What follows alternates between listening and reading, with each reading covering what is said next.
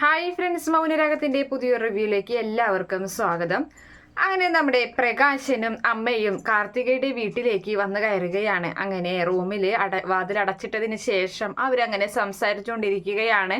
പ്രകാശൻ പറയുന്നുണ്ട്, എന്തായാലും കല്യാണിയേക്കാളും കാദംബരിയേക്കാളും അവരെക്കാളൊക്കെ നല്ല ഉയർന്ന രീതിയിലാക്കണം എൻ്റെ മോൻ്റെ ഭാവി. അതായത് പ്രകാശൻ കാർത്തികയെ കൊണ്ട് വിക്രത്തിന് കല്യാണം കഴിപ്പിക്കാനാണ് തീരുമാനിച്ചിട്ടുള്ളത്. സ്വന്തം മകളാണ് കാർത്തിക എന്നറിയാതൊക്കെയാണ് ഇങ്ങനെയൊക്കെ മനക്കോട്ട കെട്ടിക്കൊണ്ടിരിക്കുന്നത്.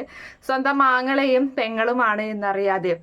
അങ്ങനെ പ്രകാശൻ അമ്മയോട് പറയുന്നുണ്ട്, എത്രയും വേഗം അവൻ്റെ ജീവിതം ഞാൻ സുരക്ഷിതമാക്കും, അവനെ ഞാനൊരു സിംഹാസനത്തിൽ തന്നെ ഇരുത്തും, ഞാൻ രാജാവിനെ പോലെ തന്നെ വാഴിക്കുമെന്നൊക്കെ പറയുമ്പോൾ കാർത്തിക അത് വാതിലിൻ്റെ അവിടെ നിന്ന് എല്ലാതും കേൾക്കുന്നുണ്ട്. കാർത്തിക മനസ്സിൽ വിചാരിക്കുകയാണ്, നിന്നെ ഞാൻ എല്ലായിടത്തും എത്തിച്ചു തരാടാ, അതിന് തന്നെയാണ് നിന്നെ ഞാൻ ഇങ്ങോട്ട് കൊണ്ടുവന്നത് എന്ന് മനസ്സിൽ കരുതി ഒരു ഉറച്ച തീരുമാനമെടുത്ത് അവിടെ നിന്നും പോവുകയും ചെയ്യുകയാണ്.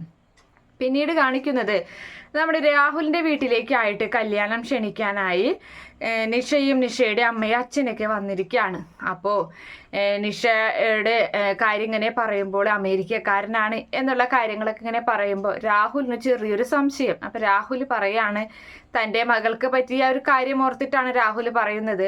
എന്തായാലും ഒന്ന് കല്യാണമൊക്കെ നടത്തുമ്പോൾ നല്ലോണം ഒന്ന് ആലോചിച്ച് ചെയ്യുന്നതാണ് നല്ലത് എന്ന് പറയുന്നത്. തനിക്ക് പറ്റിയ അബദ്ധം അങ്ങനെയാണല്ലോ, അതുകൊണ്ടാണ് രാഹുൽ അങ്ങനെ പറയുന്നത്.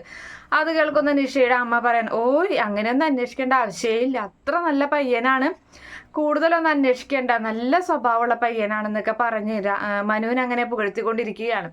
അതേസമയത്ത് മനു താഴോട്ട് പതുക്കെ ഇറങ്ങി വരുമ്പോൾ കാണുന്ന കാഴ്ച ഈ 3 പേരും അവിടെ ഇരിക്കുന്നതാണ്. പെട്ടെന്ന് തന്നെ മുകളിലേക്ക് കയറി ഓടിച്ചാടി പോവുകയും ചെയ്യുന്നുണ്ട്. എന്തായാലും രാഹുൽ ഈ ഒരു സത്യം അറിയുന്നുണ്ട്.